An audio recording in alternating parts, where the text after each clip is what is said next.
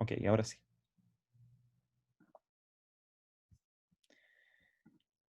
Y entonces la primera ley de Newton es la ley de la inercia. De inercia.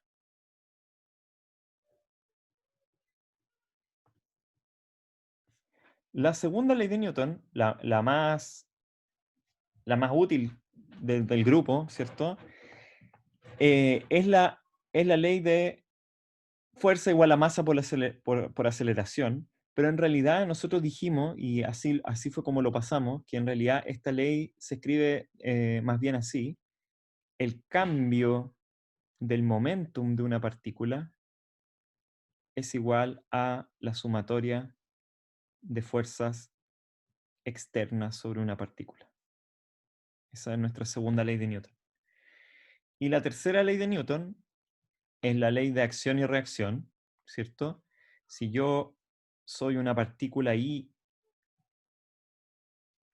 y le aplico una fuerza J, soy una partícula I que le estoy aplicando una fuerza a una partícula J, entonces la partícula J le está ejerciendo una fuerza a la partícula I, tal que esa fuerza es igual y contraria a la fuerza que le ejerce la partícula I. De hecho, creo que nunca la anotamos así, ¿ya? Esa es como la manera matemática de anotar la tercera ley de Newton, y esto se conoce como el principio de acción y reacción.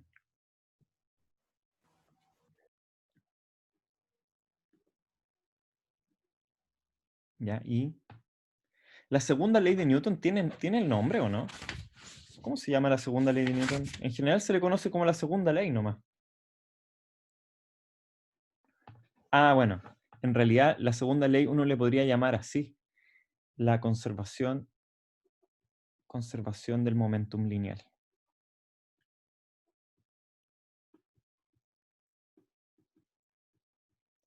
Por qué se llama conservación? Porque en realidad, en ausencia de fuerzas externas, lo que sucede es que esa cantidad es igual a cero y por lo tanto el momentum lineal de la partícula se conserva. Y ahí, bueno, ahí volvemos a la primera ley, ¿cierto? Que en ausencia de fuerza externa, una partícula permanecerá en un movimiento rectilíneo uniforme, porque la partícula, su definición, si no pierde masa, entonces su velocidad será constante, etc. Ya, ahí está, por ahí estábamos. Y ahí habíamos empezado a dar algunos ejemplos de las leyes de Newton.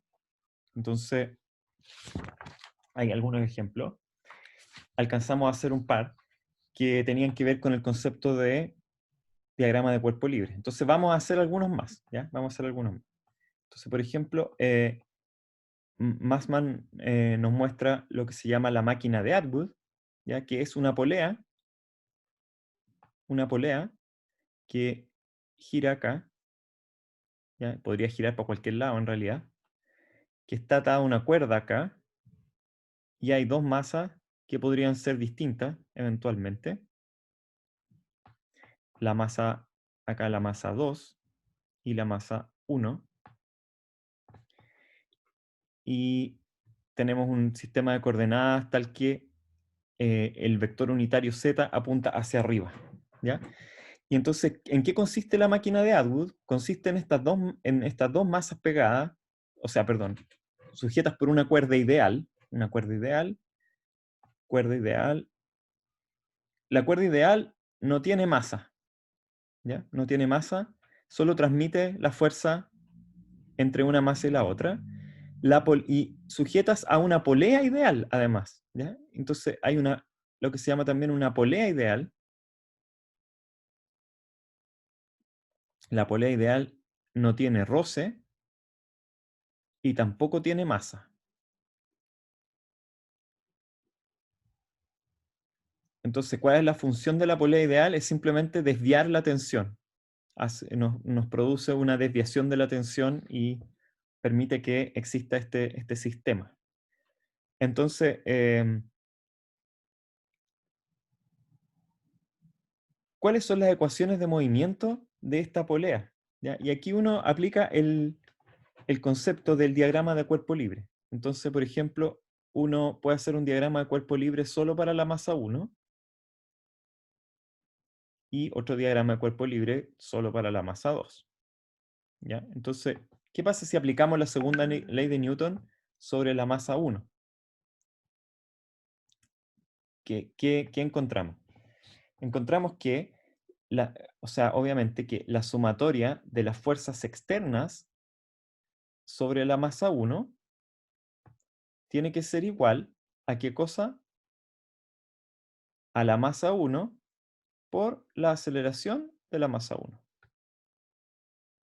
Y lo mismo podemos escribir para la masa 2, ¿cierto? La sumatoria de las fuerzas externas sobre la masa 2 tiene que ser igual a la masa 2 por la aceleración de la masa 2.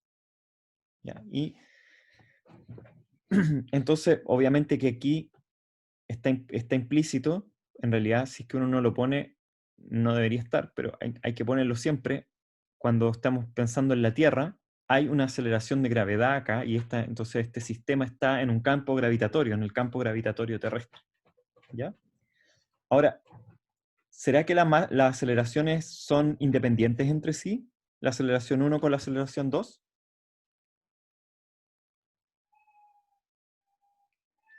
No son realmente independientes, ¿cierto? No sé si me están hablando en el chat porque no veo el chat.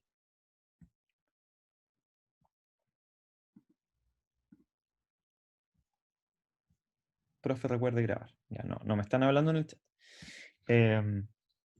Si las aceleraciones no son independientes, porque en la medida en que esta masa baje, como están unidas por la cuerda, esta va a subir.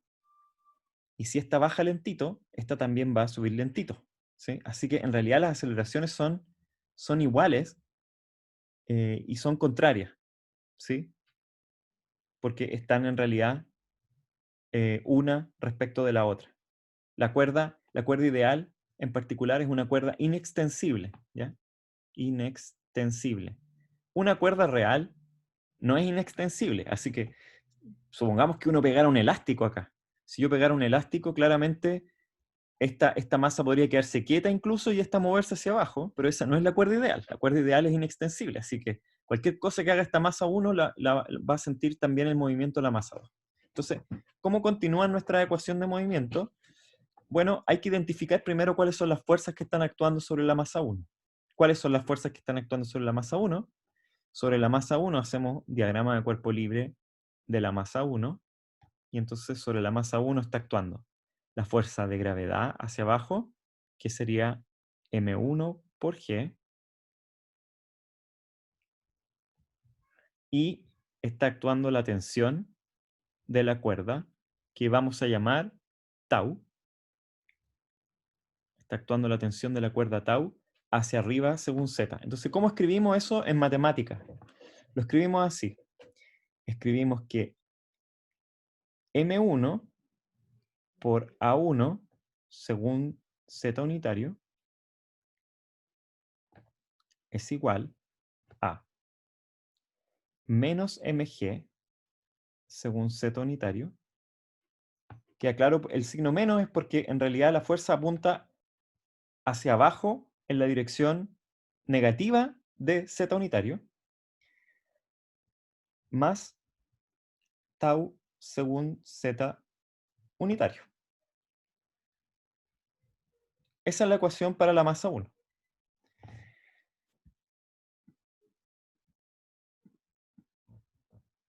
Para la masa 2, podemos hacer el mismo diagrama cuerpo libre, ¿cierto? Y vamos a tener dos fuerzas.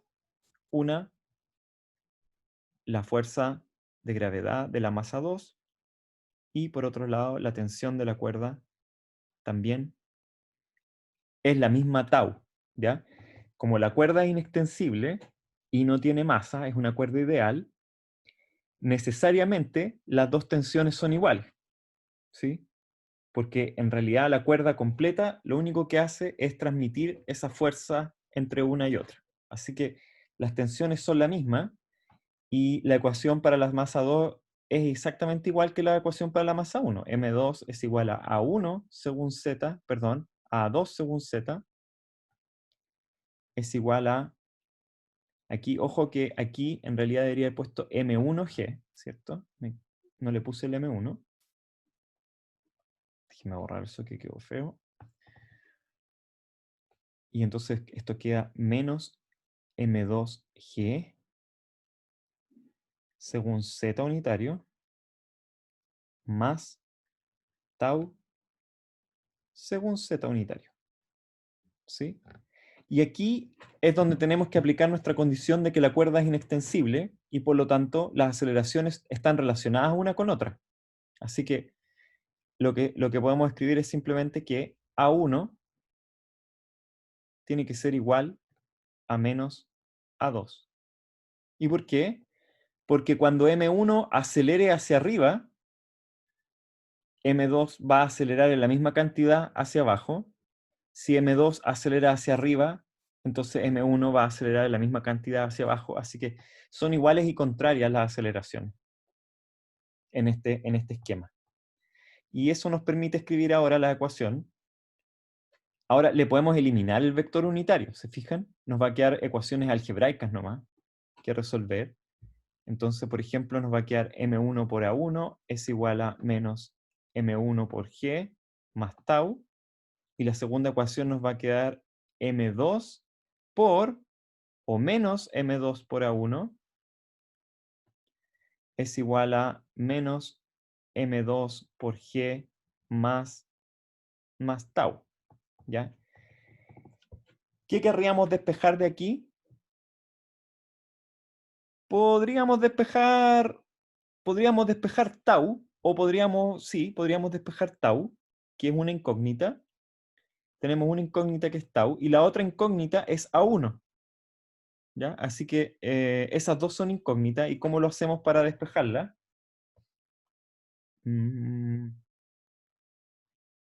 Podríamos reemplazar tau acá, por ejemplo. Estoy haciendo el álgebra aquí en vivo, porque creo que es bueno hacer este ejemplo completo. Entonces, por ejemplo, tau de la primera ecuación va a ser igual a M1 por A1 más M1 por G. Y reemplazo tau en la segunda ecuación. Me queda menos M2 por A1 es igual a menos M2 por G más M1 por A1 más M1 por G. Paso este término para acá y paso los otros dos para el otro lado y me queda que M1 más M2 por A1 es igual a M2 menos M1 por G y A1 es igual a M2 menos M1 por G partido por M1 más M2.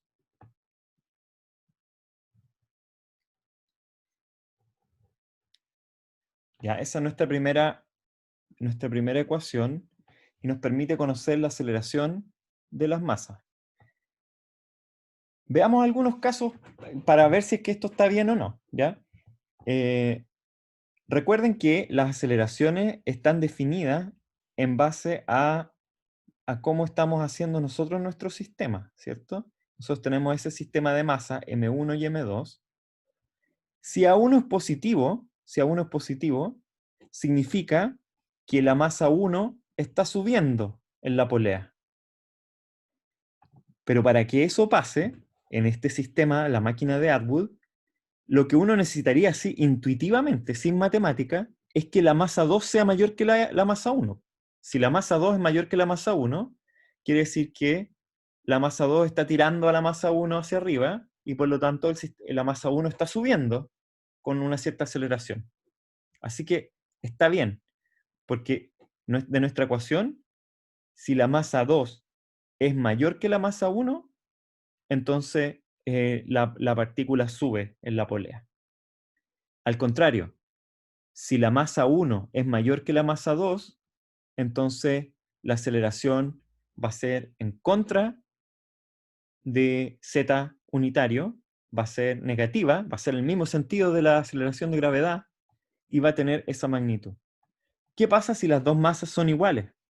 Si m2 es igual a m1. También está bien, porque ahí uno esperaría físicamente que la polea no se moviera, ¿cierto? Que el sistema simplemente quedara quieto, y si queda quieto, está bien, po. Está bien que quede quieto, porque las dos masas son iguales, y si las dos masas son iguales, yo dejo la máquina de Atwood en una cierta posición, y ahí va a quedar. Y no hay aceleración. Súper. Así que tiene sentido nuestra solución. Profesor, yo tengo una duda. Sí. ¿Puede volver a la página anterior, por favor? Como por aquí. Ya. Sí. Ahí escribimos que M2 por A2 según Z unitario es igual a menos M2G, todo eso. Sí, sí. Y después abajo, cuando sacó el Z unitario, ¿por qué queda negativo? ¿Porque va en contra del Z unitario? ¿Cuál queda negativo? Y ahí en menos M2 por A1 igual a... Ah, eso es por esta condición.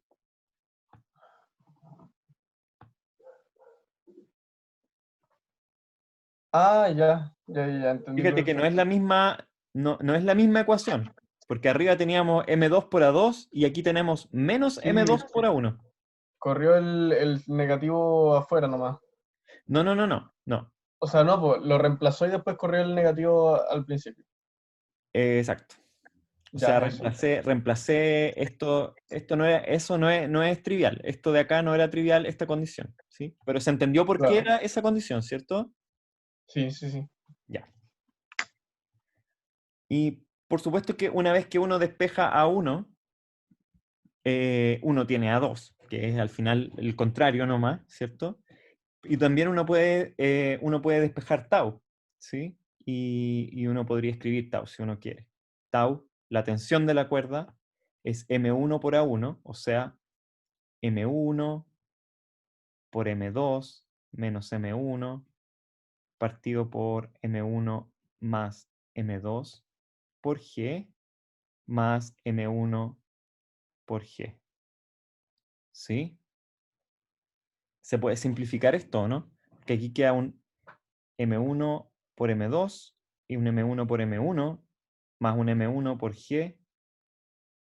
Y esto uno podría multiplicarlo por M1 más M2, ¿cierto? Y dividirlo por M1 más M2. Ya, y eso quedaría simplemente, aquí quedaría ese M1 por M1 se va con ese menos M1 por M1, así que se van esos dos. Y aquí queda un M1 por M2 que se suma con ese M1 por M2. Así que esto queda 2 M1 por M2 por G partido por M1 más M2.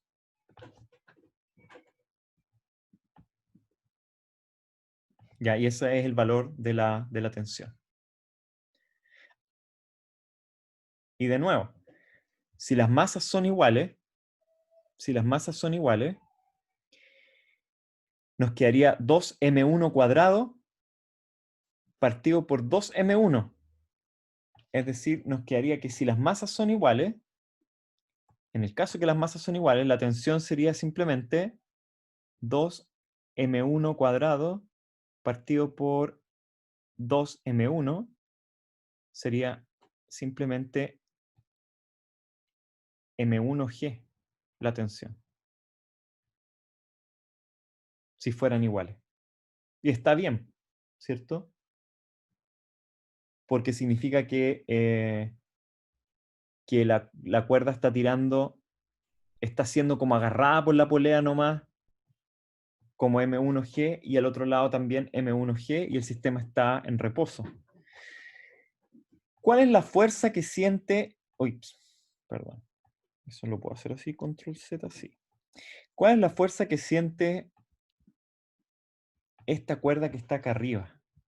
¿Alguien me puede decir por micrófono, please? ¿Cuál es la fuerza que siente esa cuerda que está acá arriba? Es la suma de la masa, ¿o no? O sea, pero la polea ideal tiene masa. Ah, no. no, Entonces no tiene masa. debería ser la masa de ambos cuerpos por la gravedad. ¿Ya? ¿Alguna otra opinión? La suma de las tensiones. Es la suma de las tensiones nomás, ¿ya? Independiente de lo que hagan las masas, la fuerza que siente esta cuerda es, como la polea es ideal, uno también puede hacer un diagrama de cuerpo libre de la polea. Ahora, ¿está permitido eso realmente? Si la polea ni siquiera tiene masa, bueno, sí. La polea ideal, este es el diagrama de cuerpo libre de la polea, y básicamente la polea siente que la masa 1 la tira con una tensión tau, y la masa 2 también la tira con una tensión tau. Las dos tensiones son iguales porque es la misma cuerda, y por lo tanto tiene que haber una fuerza hacia arriba que aguante esta polea en reposo, y esa fuerza necesariamente, como la polea está en reposo, tiene que ser igual a 2 tau. ¿Ya? Y es en realidad la fuerza sobre la polea simplemente porque uno pensaría, ya, pues la polea, o sea, obviamente la polea está aguantando las masas, ¿cierto? Así que la fuerza de esta cuerda debiera ser así, al ojo, sin hacer nada, ¿cierto? Sin hacer nada uno debería decir, ah, bueno, debería ser M1 más M2 por G, ¿cierto? Pero en realidad la fuerza, ya, ojo con esto, es una pregunta, ¿cierto? ¿Será así? En realidad la fuerza es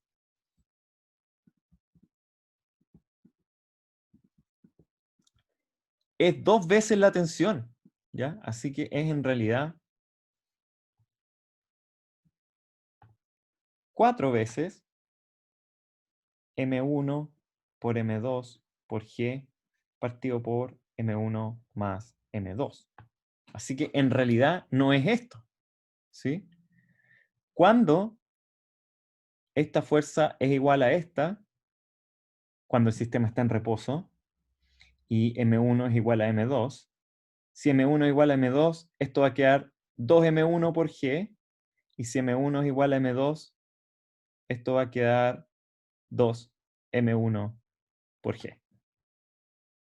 ¿Sí? Caso particular funciona, pero en otro caso no necesariamente.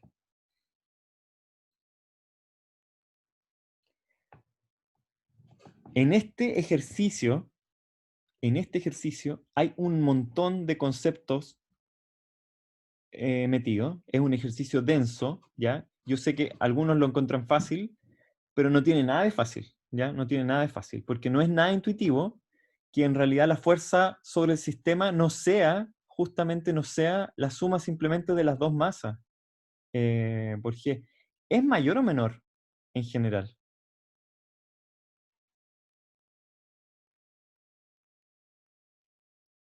Esta cantidad, ¿creen ustedes que es mayor o menor a esta?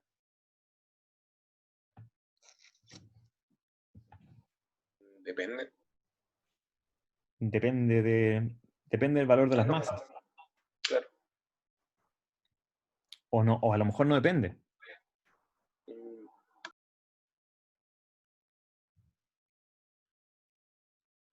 Supongamos que hagamos un caso particular más para comernos los 5 minutos que nos quedan antes del descanso. Supongamos que, caso particular, que M1 es 2 veces M2. Caso particular. En ese caso, la fuerza sobre la polea va a ser 4 veces por 2 M2 al cuadrado dividido por 3 M2. 2 por 4, 8. Va a ser 8 tercios de M2. ¿Sí? Y nuestra adivinanza de la fuerza, ¿cierto? Sería en ese caso 3M2 por G. Esto es casi 3, ¿cierto? 8 tercios es casi 3, pero no es 3. Así que yo diría que mi conjetura F es siempre menor o igual que F. Y me da la impresión de que esto es verdad. Para probar esa conjetura, quizás lo que uno debería hacer es elevar esto al cuadrado, ¿sí? Y darse cuenta que en realidad este término es como una especie de término cuadrático y aplicar alguna inequidad para el término cuadrático de un binomio. Me da la impresión, pero no estoy seguro. Profe, no entendí por qué, o sea, entendí que no es la suma de las dos masas, pero ¿por qué no es la suma de las dos masas? Como que, ¿qué es lo que hace que no sea? Ah, lo que hace que no sea es que están acelerando, po. Entonces, el hecho de que estén acelerando libremente hace que el sistema no sienta necesariamente que las masas están empujando al sistema. ¿Sí? Claro, sí, Si no están acelerando, entonces están en reposo. Pero para que estén en reposo, tienen que ser iguales las masas, y volvemos a nuestro caso particular, y en ese caso particular son exactamente iguales. claro. Es mágico eso, pero tiene que ver con la aceleración. Con que el hecho de que haya aceleración entra en el balance de fuerza, y entonces la aceleración hace que la polea no sienta tanta fuerza como debiera sentir. Y no lo logro ver claro, pero me da la impresión de que eso también está relacionado con el hecho de que es más fácil levantar un peso en una polea que hacerlo directamente sin la polea.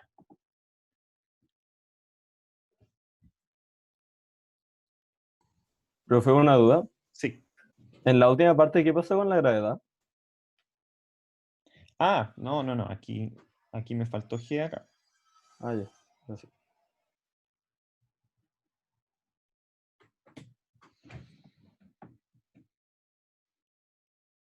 Ya veo mi desorden ahí, porque ya hicimos dos casos particulares ahí en este puro pedazo de la pizarra, y cuando anoten nadie va a entender nada, así que traten de separar esto acá, aquí.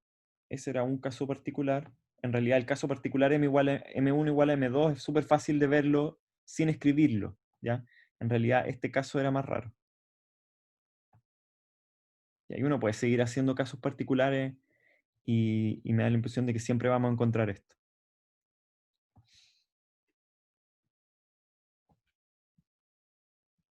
Ya, pues entonces, tomémonos un descanso, 10 minutos, y seguimos a las 3:24, ¿ok?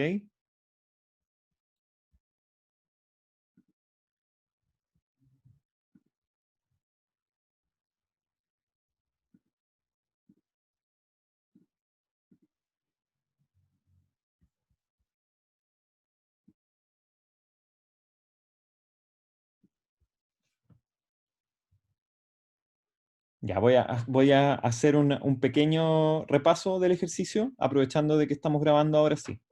Entonces, el ejercicio consiste en lo siguiente: consiste en una cuerda que está puesta, colgando de dos paredes que son iguales, y la cuerda tiene masa, no es una cuerda ideal, así que está colgando, y está colgando con un cierto ángulo alfa conocido. Ese ángulo alfa es conocido, y lo que se nos pregunta entonces es el valor de la tensión de la cuerda en el punto más bajo. Entonces, lo resolvemos de la siguiente forma. Suponemos que la mitad de la cuerda es igual a la otra mitad de la cuerda, ¿sí? Y entonces separamos el problema en dos mitades, y hacemos que en realidad esta mitad de acá, la manera en cómo siente la cuerda, la otra mitad de la cuerda, es a través de esta tensión F, esta fuerza que la tira. Y las otras fuerzas actuando sobre la mitad de la cuerda son la mitad del peso de la cuerda y una fuerza F2, que es la fuerza con la que la pared está agarrando a la cuerda en la parte alta del sistema, ¿ya? Y uno entonces resuelve la ecuación de movimiento. La ecuación de movimiento obviamente que está sujeta a que en realidad el sistema está en reposo, así que es simplemente que la sumatoria de las fuerzas sobre la mitad de la cuerda es igual a cero, porque no hay aceleración. Y resolviendo el sistema nos queda que la tensión de la cuerda es proporcional a la tangente del ángulo, y la fuerza con la que tira la pared a la cuerda está dada por esta ecuación de acá, que incluye la tensión al cuadrado, que sería F1, más m medios g al cuadrado. La raíz de eso es el valor de la fuerza en la parte alta de la cuerda. Así que ahí resolvimos el problema. Veamos algunos casos particulares, ¿sí? Entonces, yo les había pedido que nos imagináramos el caso en el que la cuerda, en que la pared estaba completamente colapsada sobre sí misma, las dos paredes, y no hay espacio entre medio de las paredes, salvo para la cuerda nomás. ¿Cuánto vale la tensión en ese caso? Escucho si me hablan por el micrófono.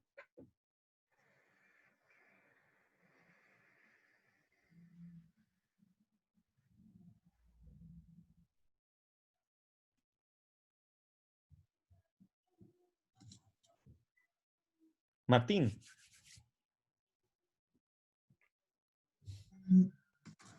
Sería el peso de la cuerda, ¿no?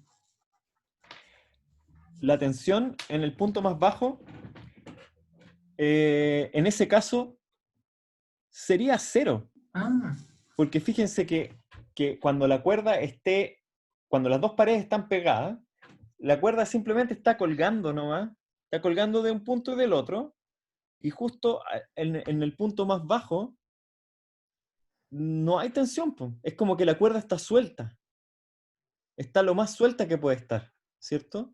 Y en ese caso el ángulo alfa es cero, cuando las paredes están juntas, el ángulo alfa es idénticamente cero, y entonces tangente de alfa sería igual a cero, porque sería el seno de cero, es cero, y por lo tanto la tensión es cero. Así que la tensión es mínima, ahí en ese caso. ¿Cuál es la otra situación límite? La otra situación límite es que yo estiro, ¿cierto?, las paredes hasta que el ángulo alfa sea 90 grados. ¿Cuál es la tensión de la cuerda cuando el ángulo alfa es 90 grados? Lo escucho por el micrófono.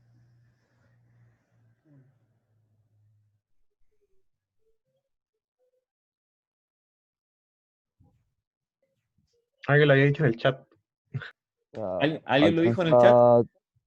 alcanza su tensión máxima, pues, ¿no? Y o sea, sí, pues, la tensión máxima y sería el peso de la cuerda. ¿No? Pero a ver, Lorenzo, me quedo contigo. ¿Estás ahí? Sí, ¿Cuánto vale la tensión? Según la fórmula nomás. la tensión según la fórmula, Sí. m medios partido en g. ¿No? O sea, es que igual, sinceramente me perdí. No, Los pero quédate conmigo, Lorenzo, quédate conmigo. La tensión en la parte baja de la cuerda es m Ah, medios por g por tangente de alfa, ¿cierto? sí, Ya, y en el caso en que las paredes están lo más separadas posible, ¿cuánto vale alfa? 90. 90. ¿Y entonces cuánto vale la tangente de 90? No está definido, sí. Así es, no está definido. No está definido, pero en realidad sí está definido. Porque decir no está definido es como, puede ser cualquier cosa, pero en realidad tiende a infinito, ¿cierto? Va siendo cada vez más grande mientras nos vamos acercando a 90 grados. La tangente va siendo cada vez más grande, ¿sí? Hasta llegar a ser infinito en 90 grados. ¿Sí o no, Lorenzo? Sí. ¿Y cuál es tu interpretación? O ¿Cuál es tu sea, interpretación para que sea infinita la tensión ahí en ese caso? para que la tensión sea infinita. O sea, ¿cuál es tu interpretación de por qué la tensión es infinita en el caso en que las paredes están alejadas lo máximo y están en 90 grados? Está completamente estirada la cuerda.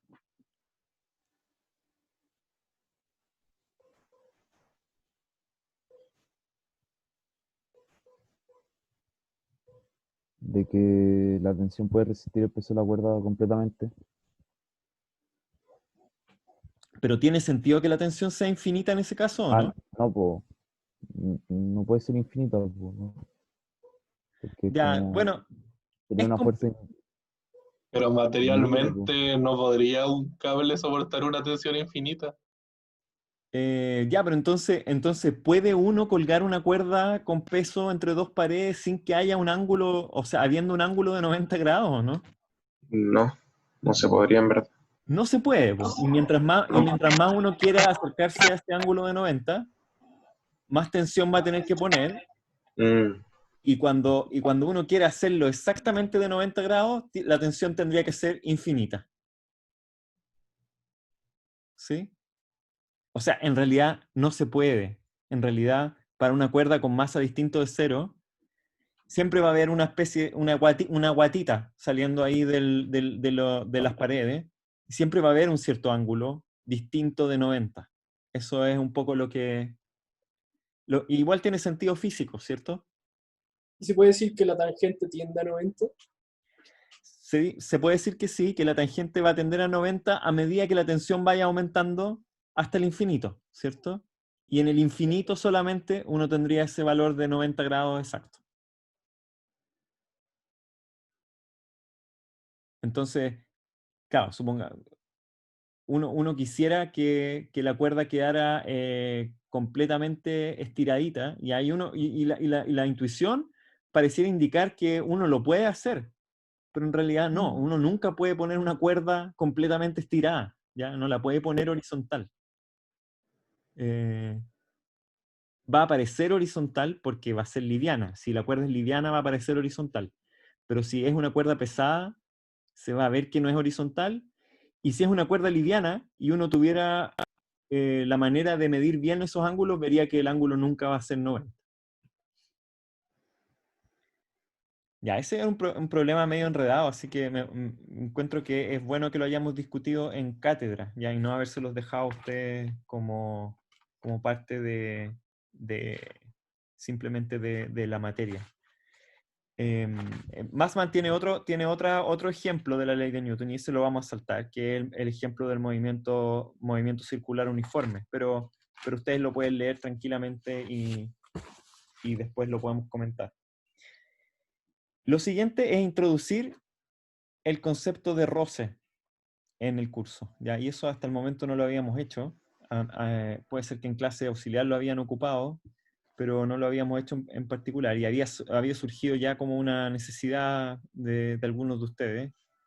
Entonces, en general, cuando un objeto, en este caso siempre uno habla como de un bloque, está sobre el piso, hay una fuerza que ocurre por efecto de la interacción entre estas dos superficies. ¿Ya? Esa es una fuerza que es microscópica, que al final tiene que ver con la manera en cómo las moléculas se juntan ahí, ¿ya? Se producen enlaces, hay química y hay física micromolecular que hace que en realidad uno no pueda simplemente darle un empujoncito a este bloque y que este bloque salga deslizando, por ejemplo, como si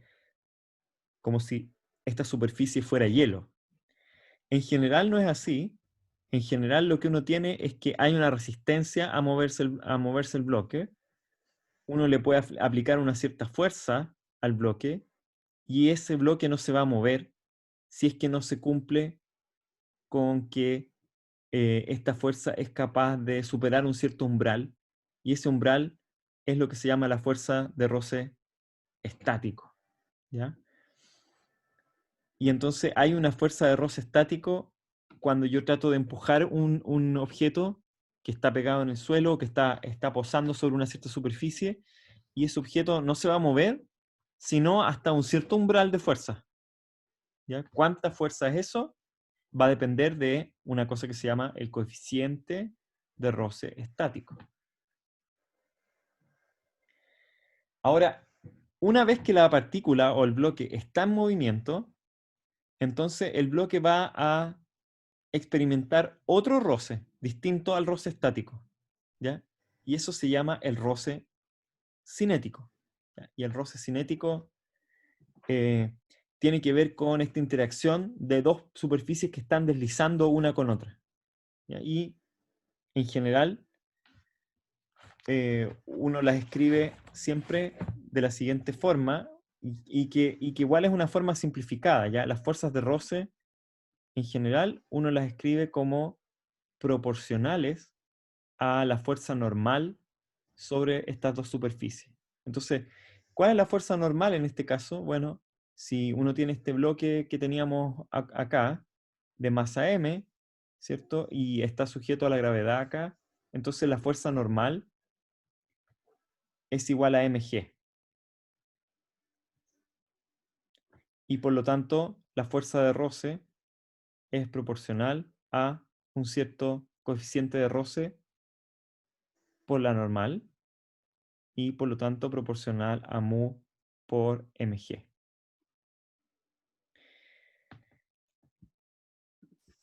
El problema es que hay que distinguir entre el roce estático y el roce cinético, ¿ya? En el caso del roce cinético, la fuerza de roce cinético es más fácil de escribir porque esa es exactamente el coeficiente de roce cinético por la normal. O así lo tendemos a escribir. Lo escribimos así, suponiendo que esta relación es realmente lineal. ¿Ya? No siempre es lineal. Pero esto es una buena aproximación para la realidad en la mayor parte de los casos en que este roce está funcionando. ¿Ya? ¿Podría haber sido, por ejemplo, cuadrático el roce? Por ejemplo, podríamos hacer experimentos y comprobar, por ejemplo, que en realidad la fuerza de roce cinético es más bien cuadrático con la fuerza, o sea, que es proporcional, pero en realidad a la normal, a la magnitud de la normal al cuadrado. ¿Podría ser? Sí, también podría ser. En algunos casos, de hecho, eh, podría uno imaginarse en realidad un coeficiente cualquiera, una potencia acá, ¿ya? Y en ingeniería se hace mucho eso, que la gente hace experimentos y trata de encontrar el valor de ese coeficiente, que podría ser 1, o a veces podría ser 2, o podría ser algún número entre medio. Típicamente 1.61, no sé, 1.53, después de hacer los experimentos, ¿ya? Así que esta forma de escribir la fuerza de roce, en realidad es una manera de escribirlo simplemente para simplificar los problemas de física de los estudiantes. Pero no necesariamente tiene que ver con la realidad del mundo físico, sino que es una manera de no hacer tan difícil los problemas de física, que después se vuelven complicados si uno empieza a agregar cuadrados o cosas así. Y no se pierde mucho tampoco, suponiendo que la fuerza de roce es lineal. La fuerza de roce estático, por otro lado, la fuerza de roce estático es un poco más compleja porque, como les dije, el roce estático está presente si yo empujo un poquito, entonces voy a tener un poquito de fuerza en contra mío. Si yo empujo más, también voy a tener otro poco más. Así que en realidad la fuerza de roce estático no es una igualdad, sino que es una desigualdad y es menor o igual a el coeficiente de roce estático por la normal. ¿Sí? ¿En qué momentos son iguales? Son exactamente iguales en el momento en que, justo en el momento antes de que el bloque comience a deslizar. En el momento justo anterior, ahí logré vencer la fuerza de roce estático y ahí, bueno, el bloque se va a seguir moviendo y estos dos coeficientes no necesariamente son iguales. Mu sub b no necesariamente es igual a mu sub c. ¿Ya? De hecho, la física real de estas cosas es harto más compleja que lo que uno quisiera. Por ejemplo, el coeficiente de roce puede depender incluso de la temperatura de la superficie. Una temperatura mucho más fría, por ejemplo, de la superficie hace que el roce sea mayor que una superficie más caliente. Cosas de ese estilo que no están bajo control de uno mucho, ¿ya? Y entonces uno debería hacer muchos experimentos para poder determinar este coeficiente de roce. Así que, en general, es bastante difícil de determinar a priori. Entonces, por ejemplo, si uno hiciera un gráfico de la fuerza, ¿ya? De la fuerza de roce, lo que uno vería primero es que hay un régimen en que uno va aumentando la fuerza de roce estático hasta un cierto punto, ¿ya? Y ahí llega uno a un cierto punto de fuerza de roce estática máxima.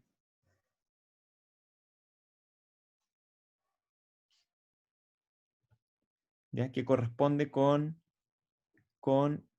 mu sub b por la normal. Y después empieza a deslizar el bloque, y ahí podría ser incluso que el coeficiente de roce cinético sea menor,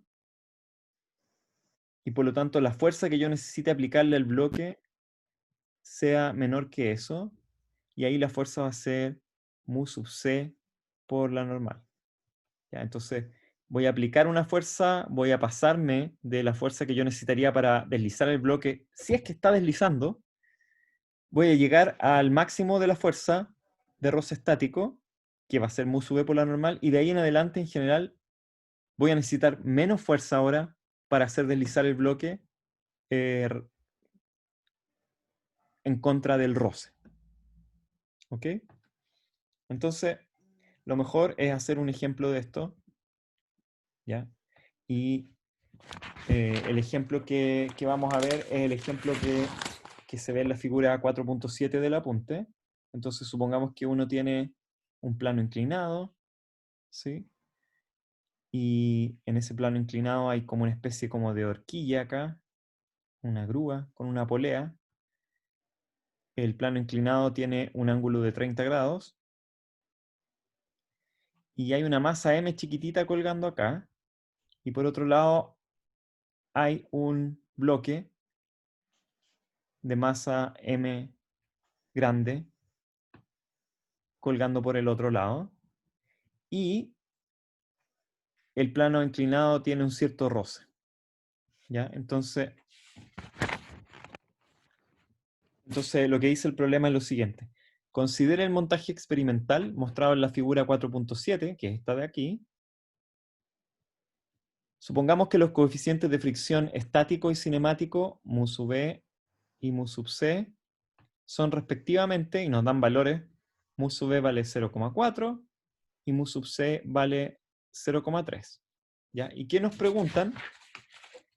¿Qué rango de valores puede tener m para que el sistema se encuentre en equilibrio estático? Si la masa m justo sobrepasa ese máximo, ¿con qué aceleración se moverá el bloque sobre el plano?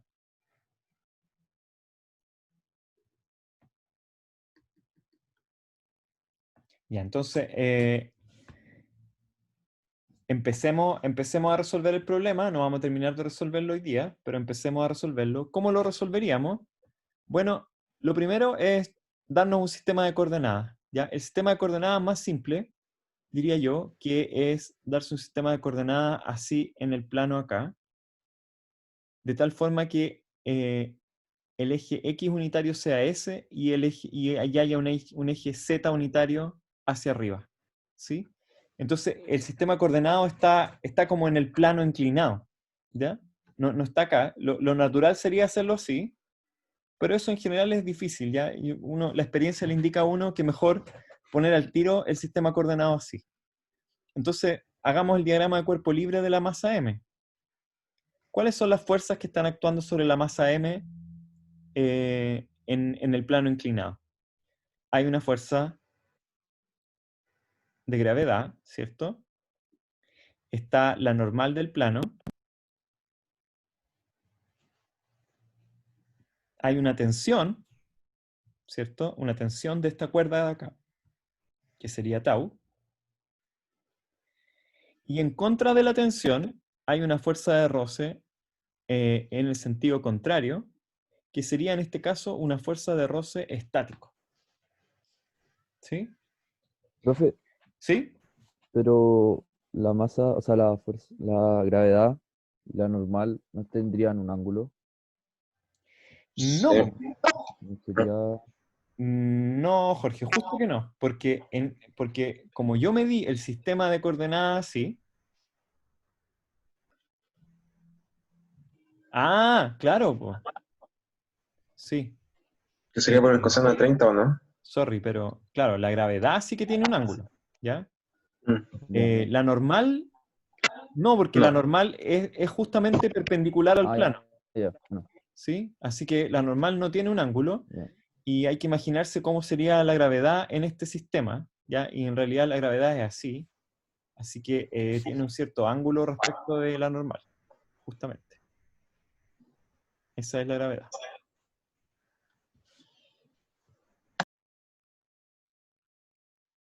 Y las demás están bien, ¿ya? Así que es verdad. Hay un cierto ángulo. ¿Cuánto vale ese ángulo? 30. Ese ángulo vale justo 30. Ya, entonces, para que el sistema esté en reposo, ¿cierto?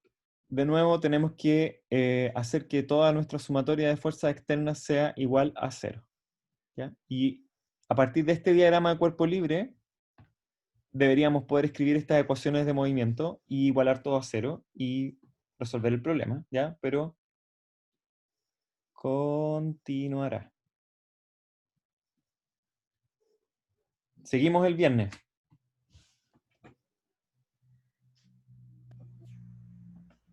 Mm. ¿Alguna pregunta, chicos, por ahora?